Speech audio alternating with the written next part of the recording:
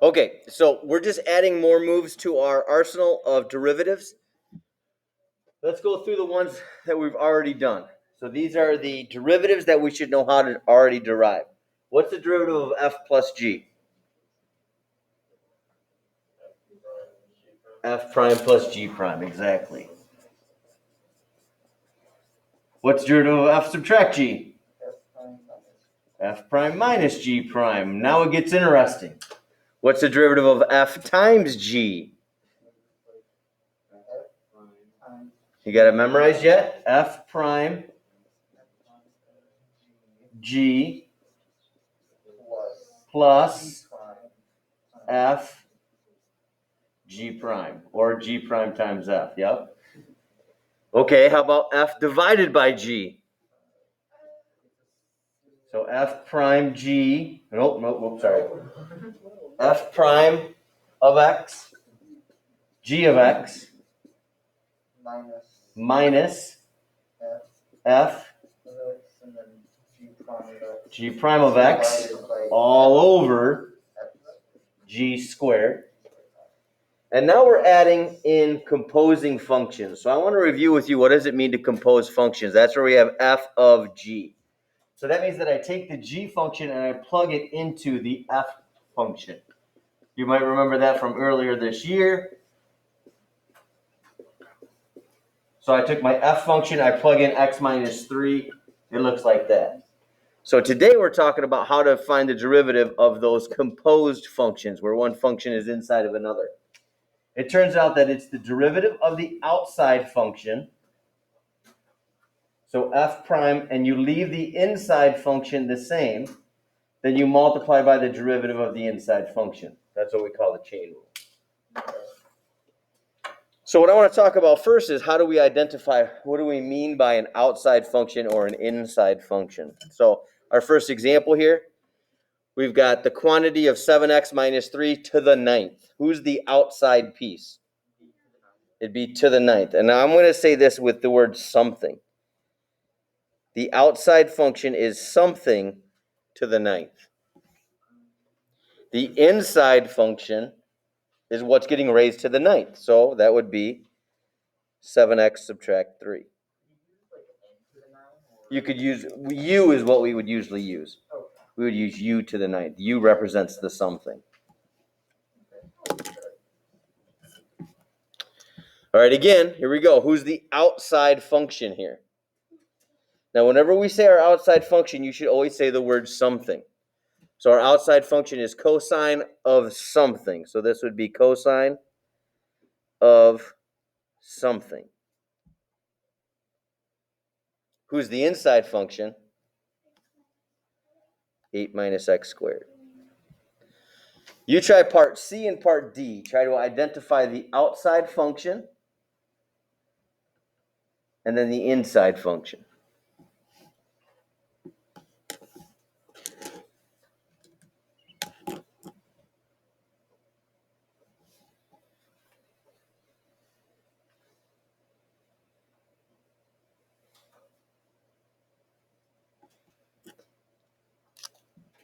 Who's the outside function? Something to the negative 3. My inside function, notice how I wrote the inside function.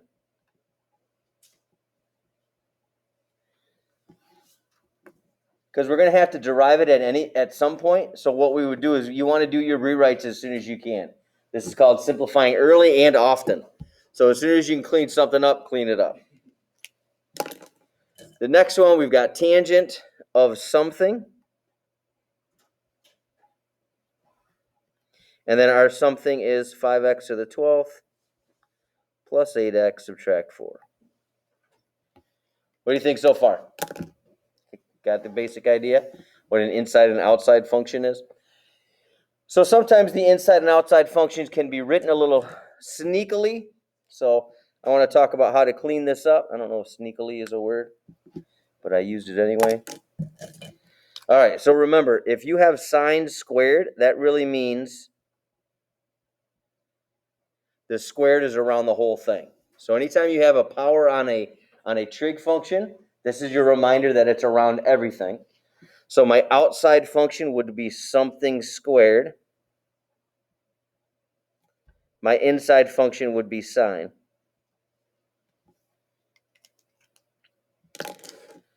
Okay, let's try the last one together. Who's the outside function?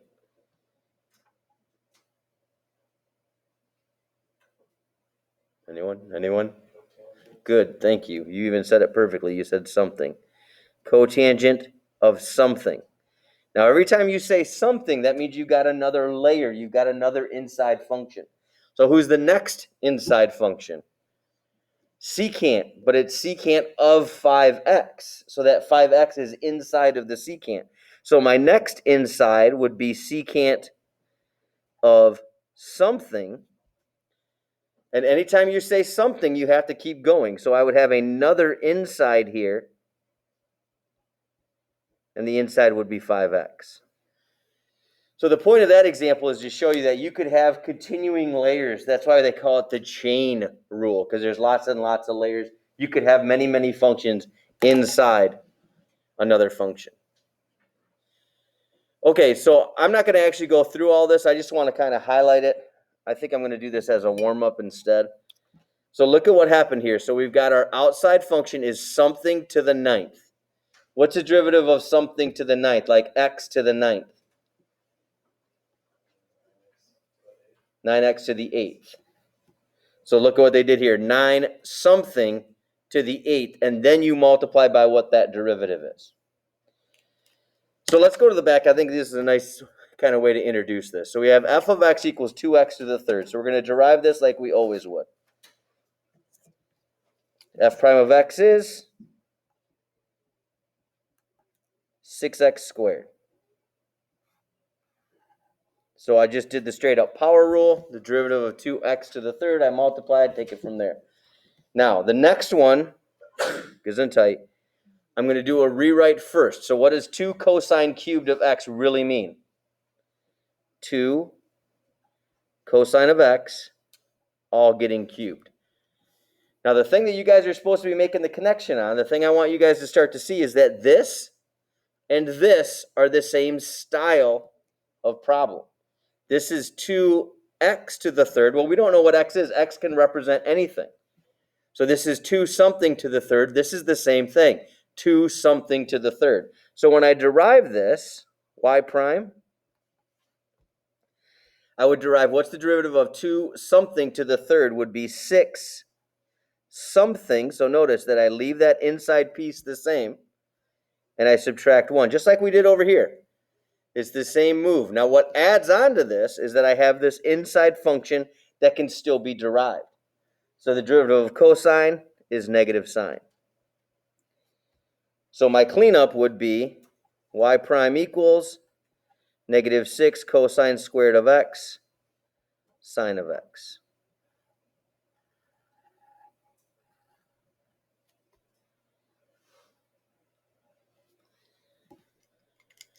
Over here, why didn't we do that? Well, we did. We did, but it was a waste of time to keep doing it because who's the inside function here? Who's inside of the squared? Just plain x. And what's the derivative of just plain x? 1. And so when you times by 1, it doesn't change anything. Okay, let's have you try the first part. You should be able to do a rewrite on part C and then derive it.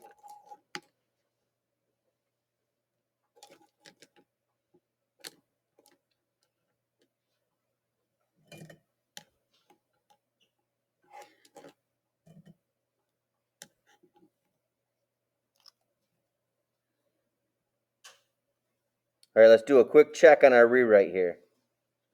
Notice the 2 doesn't get a bump up. You can bump up the 2 if you want to, but then it's going to have a negative exponent, which means you're going to have to derive using the product rule. You don't want to do that. So I'm going to leave the 2 on the bottom and leave that coefficient as 1/2. Now I can apply the power rule. So that'd be negative 3/2 x to the negative 4. And you could clean up or not clean up. Like I said before, this is one you guys could clean up on your own if you had to. What do you think? All right. Now, as I look at part D, you want to recognize, the goal here is to start to recognize that this and this are basically the same problem with a little extra layer of difficulty. So I'm going to do a rewrite just like I did a rewrite over here. So I want to take this stuff that's inside and I want to bump it to the top. So I have 1/2 something 3x squared minus 4x plus 9 to the negative 3. So I have 1/2 something to the negative 3. The derivative of 1/2 something to the negative 3, f prime of x is equal to negative 3/2 3x squared subtract 4x plus 9. Now, to the negative 4, sorry.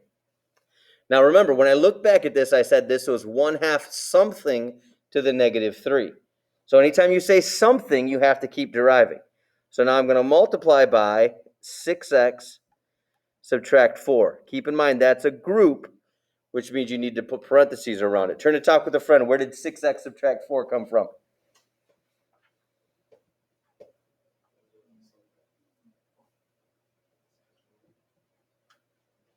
Turn to talk with a friend. Where did 6x subtract 4 come from?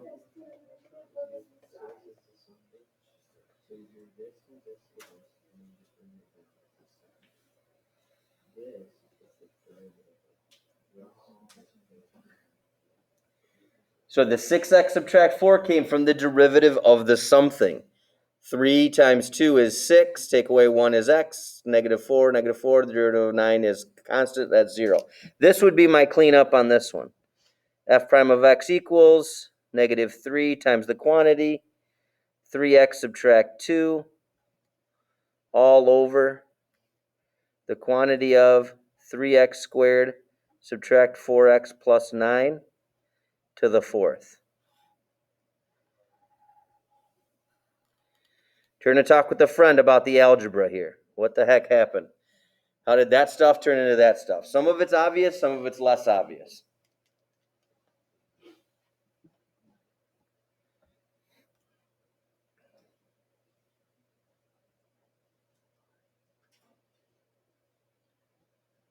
What happened to the 6? What happened to the 4? Where'd the 2 go? What's going on here? Wouldn't it be a 2 that was out now the 3? No. Oh. Talk with your friend. See if you guys can figure out where it all came from.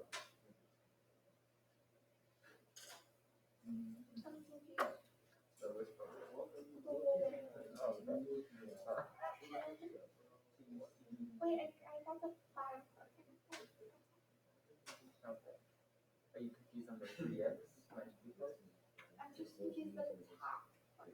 So the negative sign of the fraction will stand up. The 2 we divide at 6 and Oh, see, that's why you don't see the 2 on the bottom. It's used up for that. So I divided the 6 and the 4 by the 2. That's where the 2 disappeared to, and that's why these got divided in half. I chose not to distribute. This had a negative exponent, so I bumped it back to the bottom. Are you guys try it? Yes, sir. How come you can divide the 2 out of the 6 and the 4, but not the 3? Like, wouldn't you have to do it by the 3? Yeah, so if I had, let me try to find a scrap piece of paper. If I had like 3 over 2 times 6, I can choose to multiply the 3 and the 6 together first and then dividing by 2, or I can cancel and get 9. Otherwise, I could get 18 over 2, which is still 9. The reason this works is because what's between all these things? Mult and divige. So this chunk has a subtract, I agree, but I'm dividing both of this. So on top, I have a negative 3 and I have a 6x minus 4, and that's over a 2.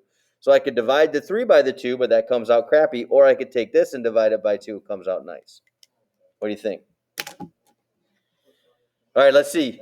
You and your friend have 5 seconds to do a rewrite on E. 5, 4, 3, 2, 1, 0. All right, this is a quick review.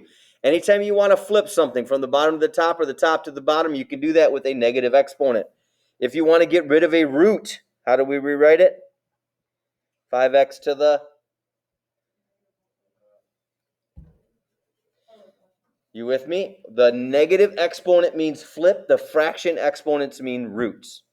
Okay, you and your friend now have 20 seconds to derive this and clean it up. 19, 18, 17, 16, 15, 14, 13, 12, 11, 10, 9, 8, 7, 6, 5, 4, 3, 2, 1. Time's up. 5 times a half is 5 halves. 1/2 take away 1 is negative 1/2. Now I'm going to take this, I'm going to bump it back to the bottom. F prime of x equals 5 over 2 root x. What do you think?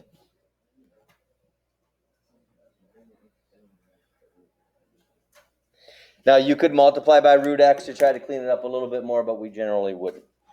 All right, now I want to do the same thing, but this is a chain rule because instead of having 5 square root of x, I have 5 square root of something. So I want to rewrite this as 5 something to the 1/2.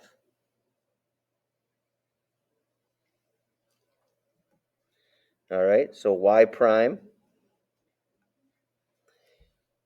would equal.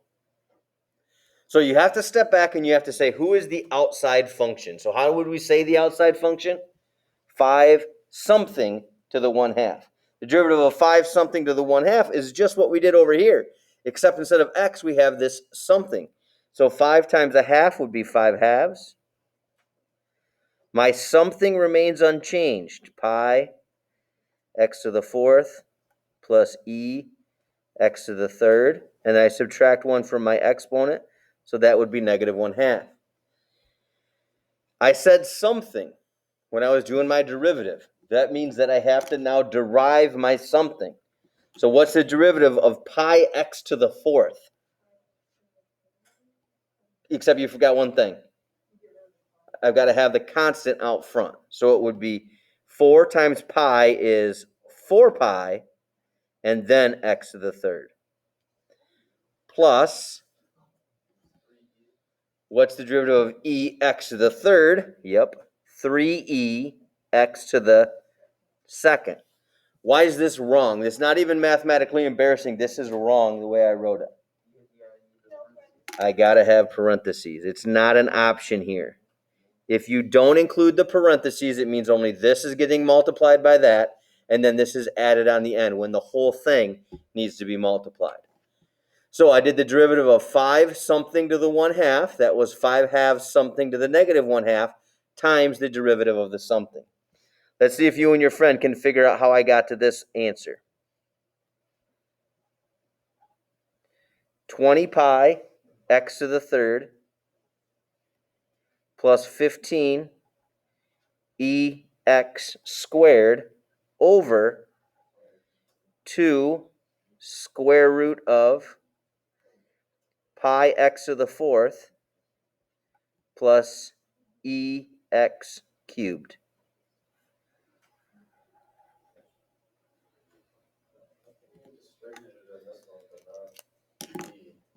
Because I've chose to.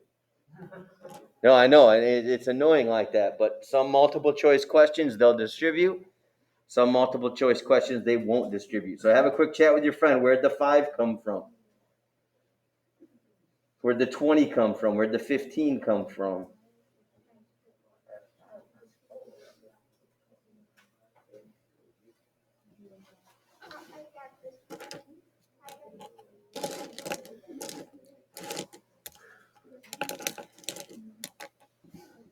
So the question again, why did I distribute before and didn't this time, or vice versa? It's just the way it goes. You've got to be flexible in your algebra after you get a solution. One more thing. Why didn't I divide the 20 by the 2? That plus 15 messes us up. Why were we allowed to do that in part D? Well, because the 6 and the 4 had the 2. Well, we don't have that option here. All right, you try part G. Start off with your rewrite. This is old news. This part should be easy. Easier.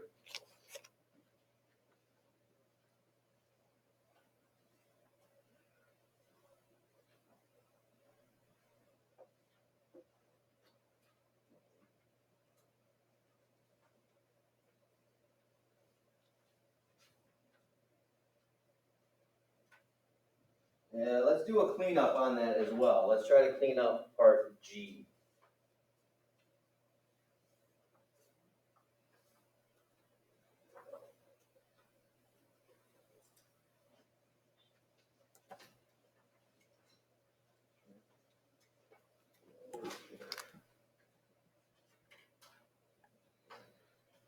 Okay, it's on the bottom and it's under a root. So it's got to be a negative to get it to the top. And a cube root is a 1/3. What do you think? That part makes sense? Now I'm going to derive it. Y prime would equal 1/5 times negative 1/3 would be negative 1/15. Subtract 1 would be negative 4/3. What do you think so far? That makes sense? Oh. Do you see it though? If you made a little mistake, I can live with that, but as long as you can see it. Okay, here's my cleanup. Y prime equals negative 1 over 15x times the cube root of x.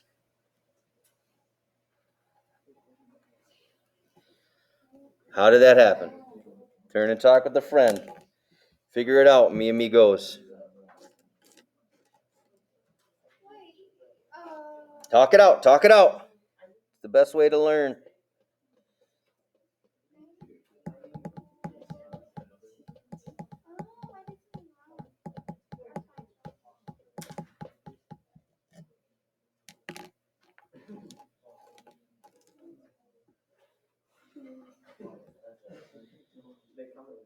All right, guys, where'd this x come from? Because how many x's did we have underneath the cube root? 4 of them. So what I did here was I took out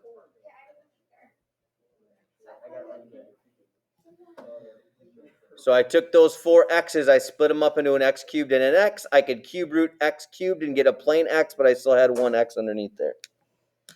Now we're going to do the same thing, but we're going to do it over here.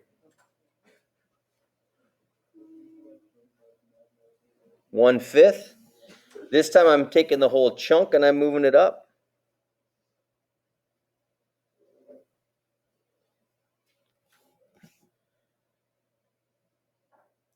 Now this is a chain rule because I've got 1/5 something to the negative 1/3. Gesundheit. So f prime of x would be negative 1/15 something to the negative 4/3 times, because I said something, I have to keep deriving. So who was my something? 4x. What's the derivative of 4x? 4. So my final cleanup for this one would be negative 4/15.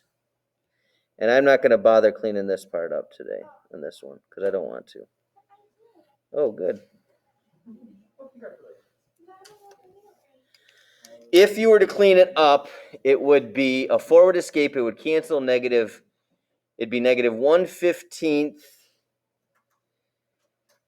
Negative 1 over 15x times the cube root of x. Is that what you got? OMG. I think that's what it would be, right? So, yeah, but 4 over 60 becomes 1 over 15.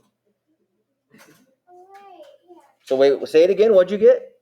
Negative 4 over 60x times x Cube root of x. You got it then. You just didn't reduce. You fell for a middle school cleanup issue. So why did I not clean this one up? I don't know, because I didn't want to. All right, folks, you've got the homework. Go get them.